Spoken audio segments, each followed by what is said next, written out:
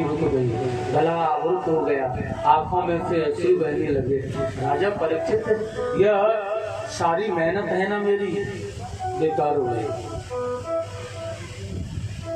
अब तो मुख से शब्द ही नहीं निकलता। आज परीक्षित महाराज ने हाथ जोड़ करके प्रायश्चित किया, प्रभु गुरुदेव क्या हो गया, क्या बात है? सुखदेव जी ने कहा, राजा परीक्षित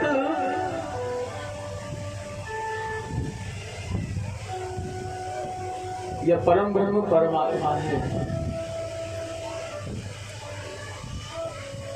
वह परमात्मा जिसकी तपस्या करते करते योगियों को युग बीत जाते हैं, लेकिन इसकी प्राप्ति नहीं होती है। तुम यहाँ वासनाएं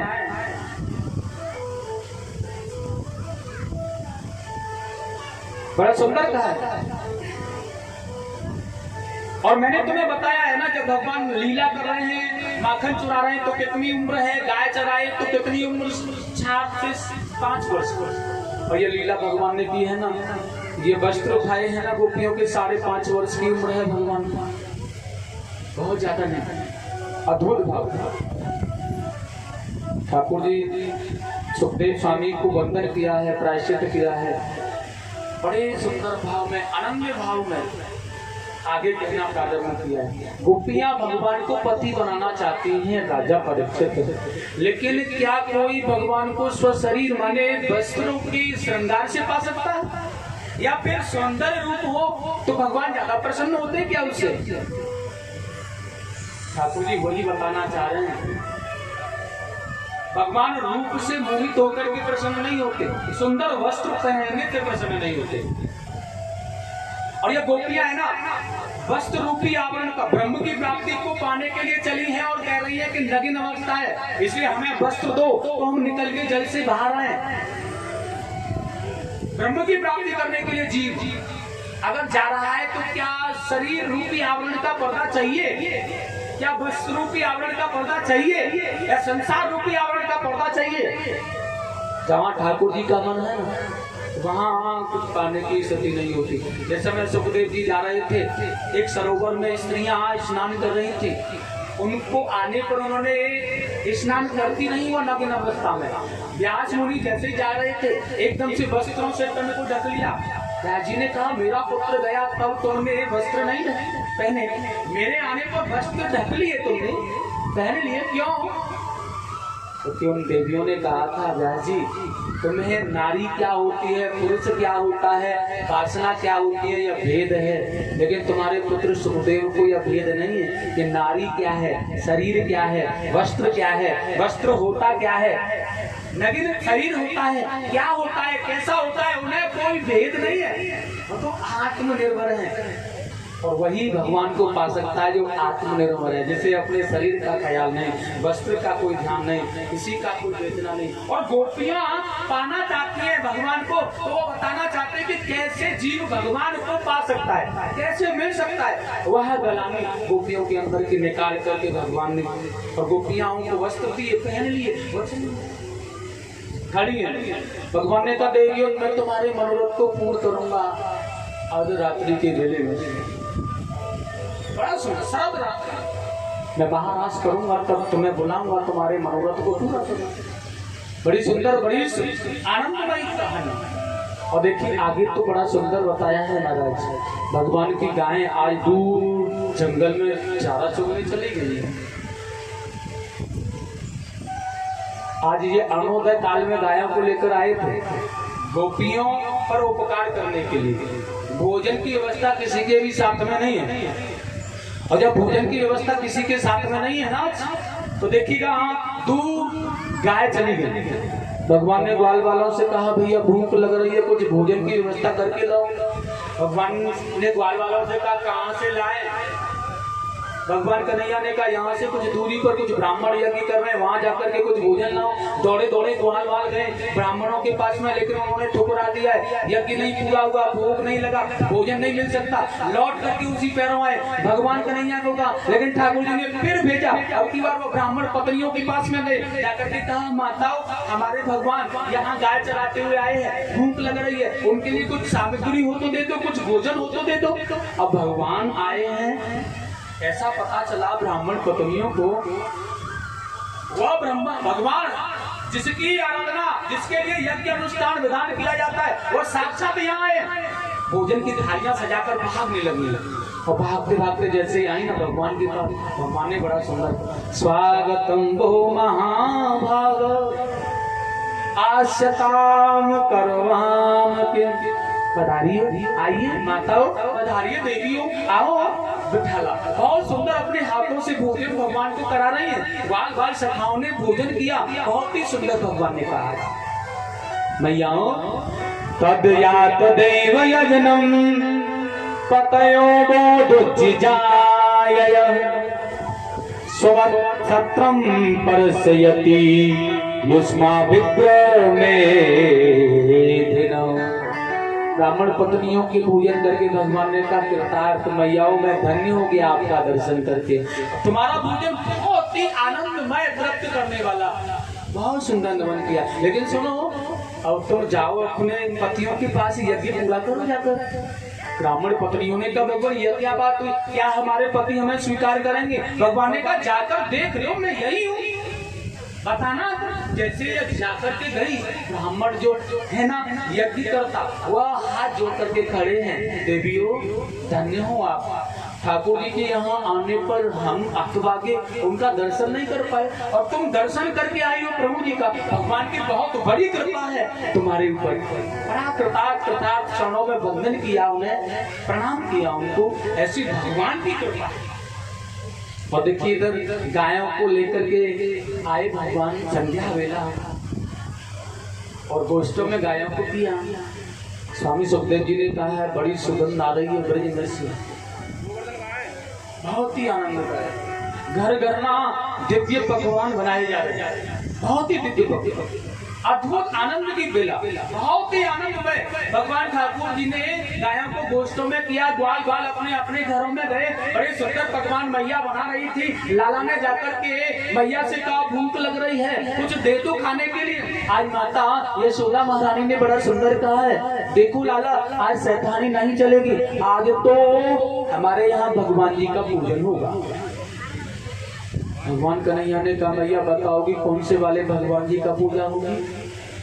लेकिन मैया को तो पता है बहुत शैतान है, इसलिए मना कर दिया। हमें तो पता नहीं, अपने नंद बाबा से मानता नहीं है, जिद करता है। समझा रही हूँ ना तुझे, तेरी समझ में नहीं आया। भगवान जी की पूजा होगी मतलब होगी। और रोते रोते कन्हैया आए ना, मैया ने धमका दिया, बाबा के पास गोदी में जाकर बैठ गए और ऊं करने लगे। आंखों का काजल कपोलों तक भय आया। कन्हैया को प्यार किया बाबा ने, लाला कहा बात भाई, अरे किसने मारा बता तो सही, तुझे क्या बात हुई है बता मुझे। अब तो रोते रोते कहने लगे हैं, आज हमारे घर पर किस भगवान मैया ने ना धमकाया है बाबा, खाने के लिए नहीं दिया है, भूख लग रही है, और देखो ना बता रही है भगवान की पूजा होगी। किस भगवान की पूजा होगी? नंद बाबा ने सब रोना चुप बंद कर दे। देख लाला भगवान जी की पूजा होने करे ना तो उससे पहले भोग ना लगा मैं, ताशु हमारे घर पर भगवान जी की पूजा होगी, और तो पूजा करने के बाद ना खूब आराम से भोग लगाना। भगवान कन्हैया ने कहा कौन से वाले भगवान जी की? नंद बाबा बड़े भोले वाले हैं, इसलिए कह दिया प्रति वर्ष की भांति हमारे यहाँ ना इंद्र भगवान की पूजा होगी, इंद्र भगवान की। लेकिन भगवान कन्हैया ने कहा बाबा इंद्र भगवान की पूजा हम लोग क्यों करते हैं?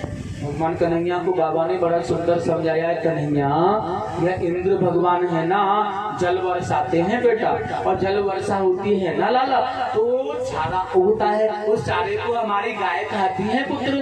चारा चुग की गाय आती है ना, वो गाय हमें दूध देती है, दूध में से माखन दूध दही घी आदि बनता है ना, उससे हमारा व्यवसाय चलता है। हम महाराज कंस को पहुंचाते हैं, वहां से धन सांभरता आदि मिलता है हमको। कन्हैया जी ने देखा है भगवान किस भगवान की, ये भोली भाली बेचारी ग्वाल बाल किस भगवान की पूजा कर रहे हैं? साक्षात्कार भगवान इनके पास में हो और वह किसी और भगवान की पूजा कर रहे हो, और यह ग्वाल वालों के अंदर के मन को साफ करना चाहते हैं। देखो बाबा, अगर बात व्यवसाय की है ना, और बात अगर गायों की है ना, तो हमारा धर्म है गायों की सेवा करना। और सुनो, हमारी गायों की सेवा गोवर्धन बाबा गिरिराज जी महाराज के द्वारा होती है। वहाँ कभी भी चारा समाप्त नहीं होता, वहाँ का चारा खा करके हमारी गाय हमें दूध देती है। यह तो हमारे गिरिराज जी महाराज की कृपा है, जो कि इंद्र जल बरसाते हैं बाबा। इसलिए ब्रज में पूजा होगी तो किसकी? गिरिराज जी महाराज की, गिरिराज बाबा की होगी।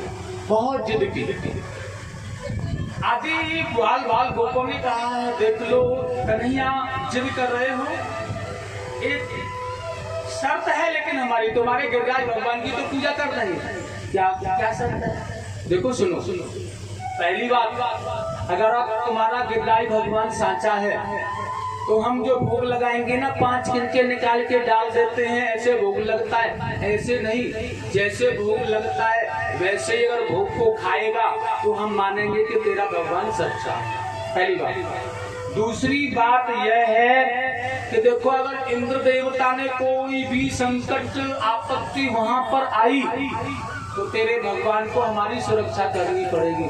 भगवान ने कहा हमें मंजूर है, ठीक है, तो तैयारी प्रारंभ। और भैया यशोदा ने ढोल पिटवा दिया, कटोरा पिटवा दिया। सुनो, सभी अपने अपने धन धान्य सामान को बांध लो, गाड़ियों में रख लो, गिरिराज जी की पूजा करने के लिए चलना है। और सारे नगर में ढोल बज रहा है, सारे नगर वासियों को कह दिया है गिरिराज जी की शरण में आज सामान भांग करके बैलगाड़ियों में लाद करके सारे ब्रजवासी जा रहे हैं। और सुंदर बात, बड़े प्रेम बड़े आनंद के साथ में यहाँ पर आए। नंद बाबा ने कहा कन्हैया, ये तेरे भगवान को वो कहाँ पर लगाए, हमें जल्दी से बता, थक गए हैं भैया और भूख भी लगी है, प्रसाद भी ग्रहण करना है, आराम भी करना है, हम इतने नौजवान तो है नहीं। कन्हैया जी ने कहा ठीक है, आप नेत्र बंद करके हमारे गिरिराज जी महाराज का ध्यान करो और अभी पता चलता है कि कैसे भोग लगाना है। और जैसे नेत्र बंद किया ना, और जैसे नेत्रों को बंद किया, ब्रजवासी लोगों ने ठाकुर जी एक स्वरूप लेकर के गिरिराज जी में बैठ गए।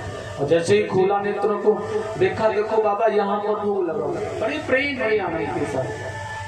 मनसुका श्री दामा मधुमंगल ने वहां जाकर के देखा हुआ मुख, कन्हैया के पास में आकर देखा कन्हैया का मुख, वहां जाकर के देखा हुआ मुख, यहाँ करके देखा कन्हैया का मुख। कान में धीरे से कहा, क्यों रे कन्हैया, तेरे या भगवान को मुंह तो तेरे जैसो लग रहा। ठाकुर जी ने कहा तो फिर इसमें मैं क्या कर सकता हूँ? अरे भैया, मेरे भगवान का मुख मेरे जैसा लग रहा है तो इसमें मेरा क्या कसूर है? भोग लगाओ सभी। नंद बाबा प्रथम भोग लगा रहे हैं और देखिए बड़े प्यार से भोग लगाया। कन्हैया जी ने कहा ऐसे नहीं, यह तो वाकई में भगवान जी खा करके भोग लगाएंगे ना, कहा था ना। इसलिए जितनी भी थालियां भर भर के भोग आता है ना, एक तरह से मुंह फाड़ दिया है, डालते जाते हैं, गिरिराज जी महाराज स्वाहा करते जाते हैं। देवताओं ने देखा इतना अच्छा मौका फिर कहाँ मिलेगा, हम भी लगा ले कन्हैया के साथ भोग। अवसराएं आ रही है, भोले बाबा ने सोचा हमें भी मौका मिल जाए तो हम भी चले जाए, इसलिए अपना भी प्रसाद भिजवा दिया। और जैसे ठाकुर जी लाइन में लगे, भोले बाबा का प्रसाद अंदर गया, जोर जोर से चिल्लाने लगे गिरिराज जी महाराज, लाओ ब्रजवासियों भोग, लाओ ब्रजवासियों भोग, लाओ ब्रजवासियों भोग, लाओ ब्रजवासियों भोग। और भोग लेकर के लगा रहे। नंद बाबा ने कन्हैया के कान में कहा, अरे लाला, अगर यह इतना जल पीने लगे तेरे भगवान जी तो कहाँ से लाएंगे? ये कुछ छोड़ेगा प्रसाद? प्रसाद हमारे लिए नहीं, भगवान ने कहा प्रसाद मिलेगा। और उसी समय भगवान ने मन से मानसी गंगा को प्रकट किया है, बड़ा सुंदर स्नान किया, जल पिलाया, आनंद लिया ब्रजवासियों ने, बहुत धूम मचाई, बड़ा सुंदर भाव प्रकट किया है। आइएगा आप लोग भी बड़े सुंदर भाव में भगवान गिरिराज जी का पूजन करेंगे। बहुत सुंदर। श्री गोवर्धन महाराज, देखिए जगह का बहुत बड़ा विद्वान है मैया, बहुत बड़ा जगह का।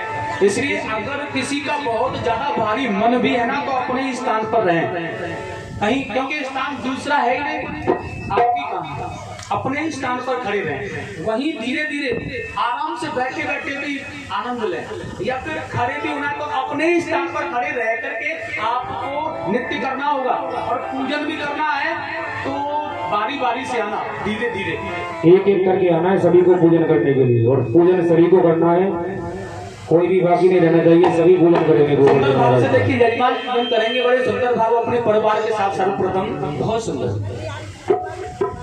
श्री गोवर्धन महाराज महाराज तेरे माथे मुकट विराज